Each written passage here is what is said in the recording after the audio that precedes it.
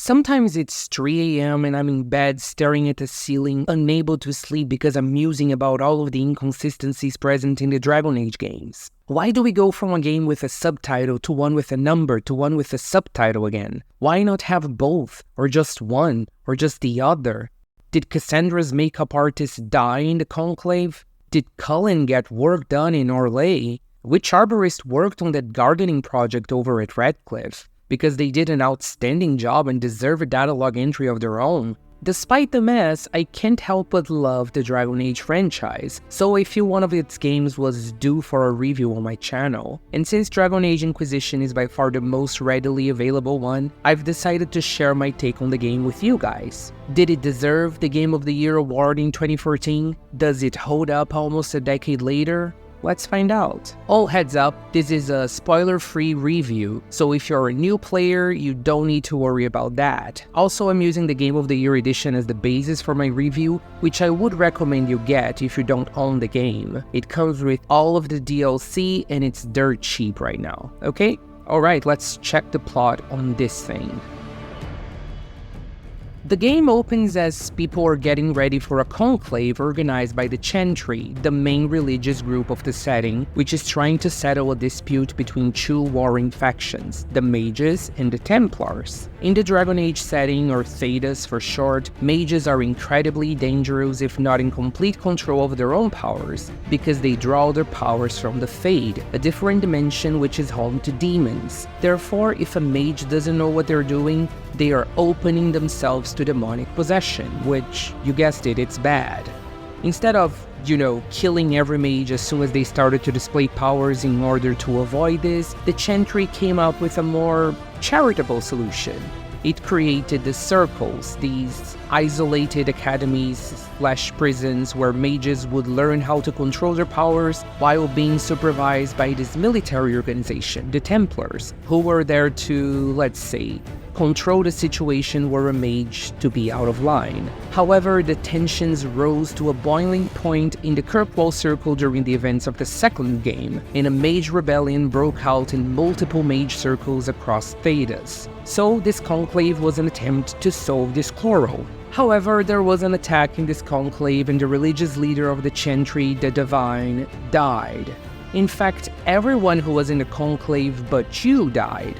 To make things worse, this attack also seems to have ripped the veil, which divided the Fade from our dimension, meaning that demons can roam freely into our world through these breaches, no demonic possession needed. Since you were the only one alive after the attack and you now also sport a sick fluorescent green tattoo on your hand, which produces particle effects suspiciously similar to the breach itself, you are suspect number 1.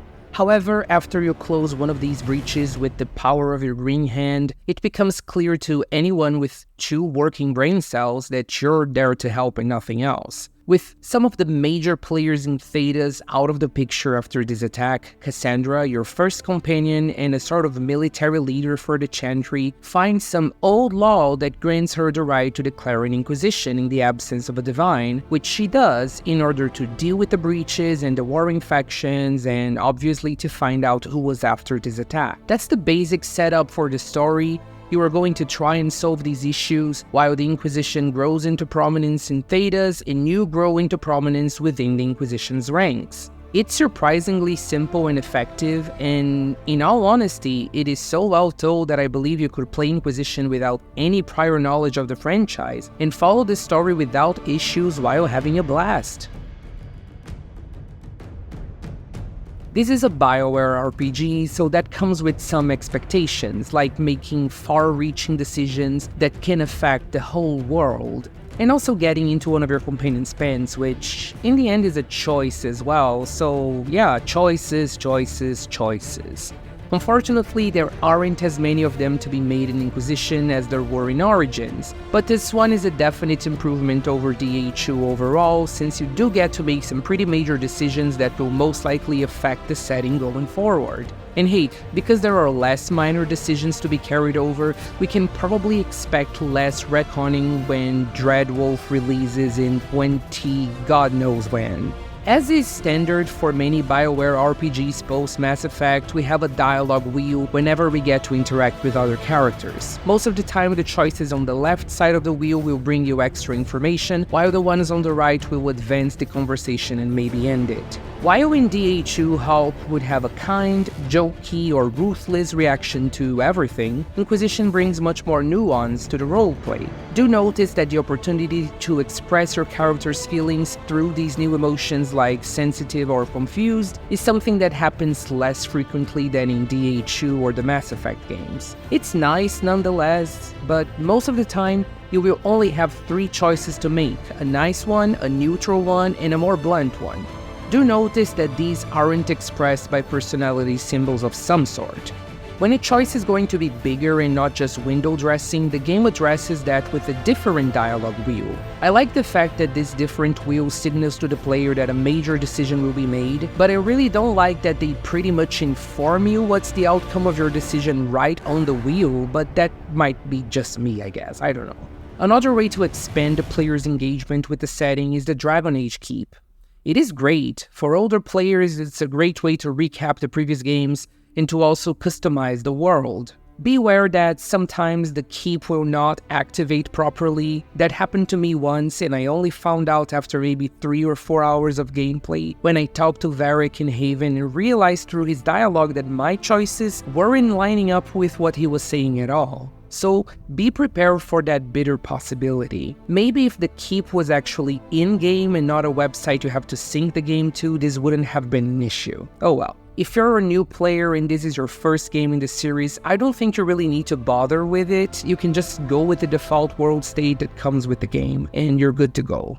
Another opportunity to make choices and to role-play as you please becomes available once you reach the second hub in the game, Skyhold. There, you will get to participate in throne judgments, which is another thing that helps with the power fantasy, as you can decide the fate of different a-holes you have encountered throughout the game. Depending on what you decide, party members will approve or disapprove, so you better take that into account, as some companions might straight up leave if they disapprove of your actions too much. At least that's what I've heard. I've played this thing multiple times, and even with a trial that makes disapproval ratings double, I've never had a companion leave the Inquisition. Am I that awesome, or is the game really forgiving in this regard? Unfortunately for me, I think it's the latter. You also have some big decisions related to the main story, which I won't get to here because I feel like the plot is solid all around and there really isn't much to be said about them. So I might as well keep this review entirely spoiler-free. I'll just say that I missed some player agency and a bigger variety of outcomes in the ending of the base game, but one of the DLCs certainly made up for that. So I have no notes. Finally, the last puzzle piece that brings player agency and flexibility to the roleplay is the character creator, which is pretty solid, all things considered. You can create a custom character with the race, gender, class, and appearance of your liking. You have your standard fantasy races like Elf and Dwarf, and a Dragon Age exclusive race, the Qunari, a race of white-haired, gray-skinned horned giants who live by the Kun, a set of strict religious and ethical rules. It's pretty interesting, but I would only recommend playing as a Qunari for those who have already played the game once or other Dragon Age titles before, because being a Qunari will make your life a little harder later on in the game. When it comes to classes, you can either be a rogue, warrior, or mage. Do notice that you can pick, for instance, to be a dual-wielding warrior or a sword and shield one. However, you don't need to worry about being locked to that specific choice. Yes, you will be a warrior throughout the game, but you will be able to fight two-handed or with a shield depending on what you have on your inventory. Later on in the story, you will have the opportunity to learn one of 3 specializations for your class, and in that case, you will be locked to your choice. Anyway, these choices will automatically assign you a background, which will explain why you were at the Conclave, for instance. You will also get a special dialogue option based on your class and race throughout the game. And yes, you have heard this before, and in many games it doesn't really make a whole difference. Not so much here. I have played this game so many times and I have tried so many different world states and builds, and I'm always impressed by the content variety in each one of these playthroughs. Sure, the plot beats and most dialogue choices are all the same, but the way characters react to you and your Dragon Age Keep decisions do bring a lot of flavor. Oh, the Chantry must love you. A Canary mercenary is the herald of Andraste. Who'd have thought? Shenadan's dead. Let's try to keep that to a minimum. Makes the boys twitchy. The game is like a chicken McNugget, and your character build and DA keep decisions are the sauce. The chicken McNugget is the same, but eating it with creamy ranch or honey mustard does change the experience. And look, I know a lot about Dragon Age Inquisition. I have played this game so many times. I have the platinum for it. I've done all of the trials. I've played it like 6 times, at least, from what I can recall. Like, I had my male warrior power fantasy playthrough in which I was a benevolent paragon of justice. The elven mage one in which I was a benevolent paragon of justice. And then I replayed the male power fantasy one being just a little bit ruthless because why not? Another one was my badass female rogue dwarf who hates mages and romances Sarah and everything was hilarious playthrough. I highly recommend that one. I used to believe I was chosen, just as some say you are. I thought I was fulfilling his purpose for me, working with the divine, helping people. But now she's dead. It was all for nothing. Serving the Maker meant nothing. This has nothing to do with me. You're right. Pow! I also had what I will call the early 2010s YA novel playthrough, in which I played as a shy but confident young female elven mage who's very special and different from other girls and who romances Solas. I did this one because I read people online saying that this route was probably the best one available in the game, and yeah, they were absolutely right. It was by far the most compelling playthrough I had, and the one which fitted the narrative the best. Who would have thunk? Finally, since I wanted to play the game again for this video, I decided to go with a Qunari since I'd never played this one before. And once again, there was a lot of surprisingly deep nuance. Anything related to Orlais especially was great.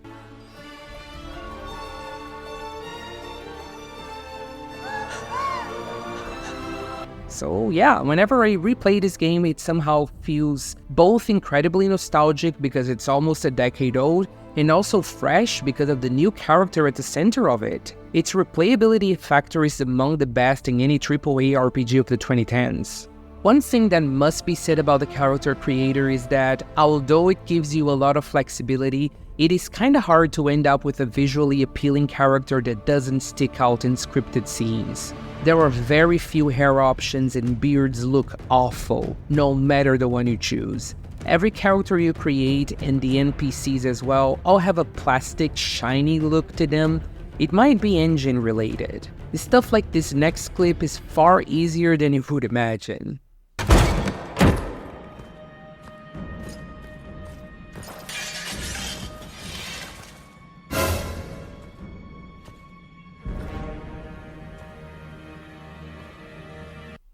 All in all, I feel like playing with mods will greatly increase the appeal of the character creator. So if you're on consoles, you're out of luck. Also be prepared to spend 30 minutes making a character that looks good on the character creator screen and that will look like dog shit in the very first darkly lit scene in the game. I recommend controlling the urge to quit and start over because after we leave the fade, your custom character may look good again. Be patient.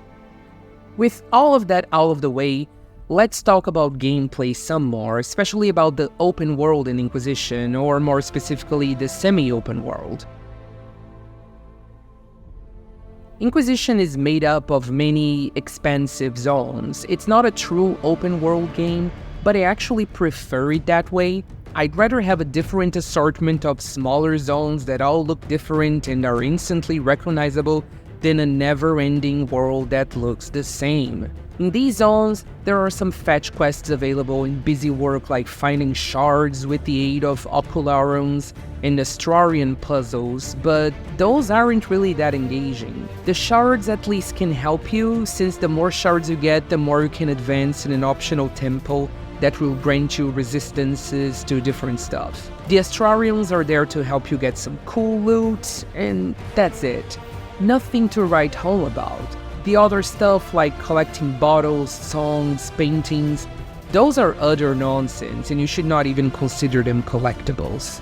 You can open up new areas to explore through the war table. In it, you can also set up operations that are time-gated and will reward you with resources. They might also open up new quests related to the world or your companions. I've seen people complain about the war table before, but I quite like it. I feel like it makes you feel powerful, like you are really affecting the world around you. For instance, you can find a broken bridge in the open world, place a flag there, and when you return to the war table, you can get one of your advisors to work on that. When enough time has passed, you can return to the bridge and it will have been fixed, so you can now explore another area of the zone you're in. It's pretty cool. There are over 10 zones to explore in the base game, and although some areas like the hinterlands and the Followmire do have interesting questlines of their own, others like the Hissing Wastes are just there for bullshit. And yes, you heard it correctly, I'm not complaining about the hinterlands, I actually complimented it. Deal with it. And while you deal with that, maybe like the video, subscribe even. Thanks. Addressing the hinterlands, people always complain about it, that it takes hours to get out of it, and I don't get it. I don't think you're meant to stay there all that long to begin with. You only need to gather 4 power levels to unlock the next story mission, and another 4 to unlock the second world zone, the Storm Coast. Both of these things can be easily reached by exploring the hinterlands for about 40 minutes. Sure, you will pick up maybe 10 different quests while you're there, but don't feel compelled to complete them all, especially all at once. Just reach power level 8 and move on, because you will have to return to the hinterlands a couple of times throughout the story. There's no need to spend 3 to 4 hours in it at the beginning of the game. Spread that shit out. Alright, rant over, let's explain what the hell power is. So that's a special resource that you get when you do pretty much anything in the open world, including, yes, some really mind-numbing quests. Power can be used to unlock new regions and, unfortunately, to advance the main plot. There's a narrative reason for that, as the Inquisition isn't a known quantity in the beginning, so you have to become more powerful first, so that you can expand your zone of influence by opening new maps and then finally get a seat at the table with the major players in Thedas. It makes sense. However, I do agree that it is unfortunate that we can't escape at least some busy work in Inquisition because of the level gating implemented. You won't get enough power from just the main quests and major side quests. You will have to partake in some of the boring stuff to get enough power to advance the story, which was most likely a design decision made to hide the fact that the main quest is really short. It's solid, don't get me wrong. Maybe 3 out of my top 5 Dragon Age moments are from Inquisition's main quests, but yeah, it's noticeable. The team probably wanted a more expensive game after DH2, and due to typical Bioware production drama, padding out the story with mandatory fetch quests was the only way to achieve that. If you don't know, Inquisition was made on a new troubling engine in a little less than 3 years with very poor time management due to the Bioware magic stuff that I won't get to in this video. But yeah, if you take all of that into consideration, it's easy to let the short story and the busy work slide, and Inquisition becomes even more respectable. I guess Bioware decided to prioritize dialogue variety instead of a long main story, which, to be honest, rewards multiple playthroughs even more. There are so many people to meet and talk to, and everyone has an opinion about the latest main mission. It's really impressive, and I highly recommend walking around and talking to everyone in Haven or Skyhold whenever you complete a mission. It's some of the best character work Bioware has ever done, and overall it's most likely the best cast in the series. Origins and Chew, despite having some better characters, also have some major duds, so on average, Inquisition takes the cake for me. Let me just restate that. There's a lot of dialogue with the 9 companions and 4 advisors, hours upon hours of party banter depending on who you take with you on quests, and a lot of flexibility depending on your custom character's race and class. It's impressive, especially for its time and for the short production window. Overall, there aren't any companions that I actively dislike. There are those that I found boring at first, like Blackwall or Cole, but when you get to their, let's say, loyalty missions, they suddenly become much more interesting. And then there are those who I liked from the get-go, like Cassandra, Ironbow, and Sarah, with Varric having pretty much become fantasy heroes after 2 great appearances back-to-back. And since this is a Bioware RPG, you can obviously romance a bunch of people. Do notice that who you can romance might be tricky because that's not only defined by your gender but also by your race. So, while Josephine and Ironbow will romance anything and anyone under the sun, Cassandra can only be romanced by male Inquisitors, and Solas, the pickiest companion, can only be romanced by a female elf. Hence the aforementioned early 2010s YA novel playthrough. You can also kick out members or outright refuse to let them join the Inquisition at any time. Beware that some companions like Cassandra, Varric, and Solas won't leave no matter what. Others are fair game. But then again, why would you want people to leave? If they are present, you're getting more of the interesting side missions and more combat variety as well. Alright. Let's move on to the different ways you can bash a dude's head in. Inquisition presents a real-time with pause action strategy combat, so you can pause the game and queue up commands for the whole party if you want to. I feel like the combat in Inquisition is a good compromise between the more tactical combat in Origins and the mindless action of the HU. I wouldn't mind if Bioware went with this combat model for Dragon Age going forward, as it truly works. I just wish the behaviors, meaning the AI of your companions, had more customizable options, as what you see in the game is pretty limited. I guess I just wanted Final Fantasy XII's Gambit system. Many games would improve with a nice Gambit system, and this is one of them. On lower difficulties like casual and normal, pausing and strategizing is not really needed, so the console crowd can have fun as if this were a pure action game. However, if you amp up the difficulty, then the pause button will be your best friend. Still, even playing on Nightmare, which is the hardest difficulty, this is not a crazy hard game. The DLC, however, is... I don't know why they would go with that, but the game becomes incredibly harder on Nightmare while playing these. Just restating, there are 4 basic difficulties: casual, normal, hard, and Nightmare. You can also customize trials that will make the game harder for you in particular ways. Like, there's a trial that will decrease the amount of experience gained, another that will make potions less effective, and so on and so forth. These trials are interesting for subsequent playthroughs, however, I wouldn't recommend going with them on your first try. Go with normal or hard and you're good to go. Just so you know what you're picking, each difficulty level will affect, for instance, the resistances or immunities of your enemies. So if you fight an apostate mage that's resistant to ice on normal, he or she will be immune to ice on Nightmare and won't have any resistance on casual. Difficulty will also obviously affect how hard the enemies can hit, but luckily it won't turn them into sponges. Their health seems to remain the same. As for party organization, there are up to 4 playable characters at any given time. These will always include your customizable character and up to 3 out of 9 companions available in the game. They will all have a variety of classes, and when specializations are unlocked later on in the story, each one will represent one of these specializations. So you can play as your companions to get a feel of what each one can do if you're in doubt about which one to pick. Overall, there is a lot of flexibility, and matching abilities can make a real difference. The game is also fun with most builds, although from my personal experience it's noticeably easier to play as a warrior or mage than it is to play as a rogue. And if you decide to play as a warrior mage, due to the Knight Enchanter and specialization available to mages, it's a wrap. Except on the DLC. Yeah, I don't understand it either. So 3 DLC were released for Inquisition: Jaws of Hakon, I don't remember, The Descent, and Trespasser.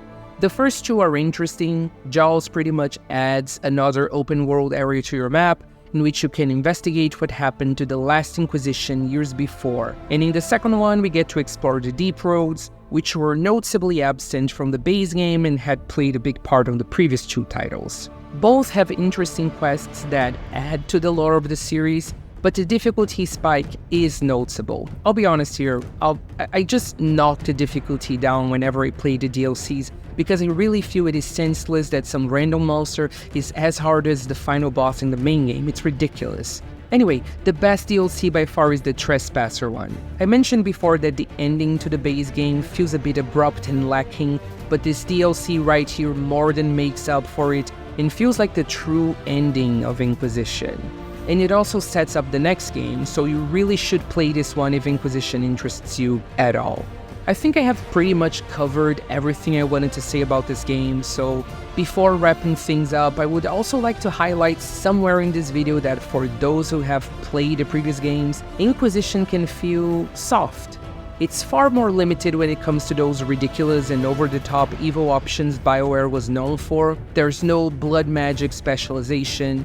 The Desire demons all had laundry to pick up when the breach occurred. The blatant inequality between humans, elves, and dwarves in Ferelden has been smoothed out, and the environments in Ferelden all look more vibrant and prettier than the misery seen in Origins. Depending on your attachment to the original aesthetics of the series, Inquisition can feel a little bit toothless, which is interesting considering key personnel like creative director Mike Laidlaw, lead writer David Gator, and executive producer Mark Dara worked on all 3 games. I personally don't mind it since the lore in the series has remained incredibly consistent, but I felt this change in creative direction was worth pointing out because something tells me that Dragon Age 4, despite taking place in Tevinter, which is meant to be straight up evil in this setting, will be even softer when it comes to morality, choices, and aesthetics, if Bioware's more recent output is anything to go by. What do you guys think? Am I crazy? Does anyone else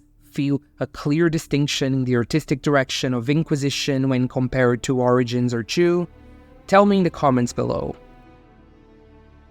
The AI is in a weird place for me. I feel like it needed more time in the oven to flesh out its original ending a little bit more and to cut down on the mind-numbingly dull fetch quests. However, if they had released this any later than Holiday 2014, it would have been eaten alive by The Witcher 3. The fact it was released when it did gave the game room to be loved and critically acclaimed, and its flaws were just accepted as part of the genre and were not seen as flaws but features. Look at, I don't know, Angry Joe's review of the game and how he feels about the side stuff in Inquisition. In addition to all this, Bioware has included many fun distractions to discover littered all throughout, like beautiful and captivating bard songs to collect and listen to. He liked it. I highly doubt that this would have happened if the game were released less than a year later. Had it been released near Wild Hunt in Q1 or 2 in 2015, or worse, later than that, the comparisons between games would have buried Inquisition, because its flaws were just par for the course back in the early 2010s, but in a post-Witcher 3 world, we know better, and boring shit to get power levels, they don't fly anymore. Sure, publishers still try that. I'm experiencing that hubris right now, but players now know that we could be better served when it comes to side content. So yeah, the AI can be loved as a product of its time by just a few months, which is crazy when you think about it. It is almost a decade old, so it is old enough that modern standards don't really apply to it anymore, and that makes me feel old. Overall, I highly recommend Inquisition. It's a great game with solid combat, expertly written characters and story, with the caveat that the power leveling thing is sort of a bummer. But hey, if you play on PC, there are mods that remedy this. You could always go that route. I don't know if this is my favorite Dragon Age game, but it is easily the one I've played the most, as it is easier to go back to than Origins. Whenever I feel like having a Dragon Age fix, Inquisition it is. This series really needs a legendary edition with Origins, Awakening, and 2 back together. Do it before DA4, Bioware. And that's it for this video. Go play Inquisition if you haven't, it's great. And if you'd like to see me tackle some other Bioware title or other RPGs, comment down below. Don't forget to like, subscribe, and I'll see you when I see you.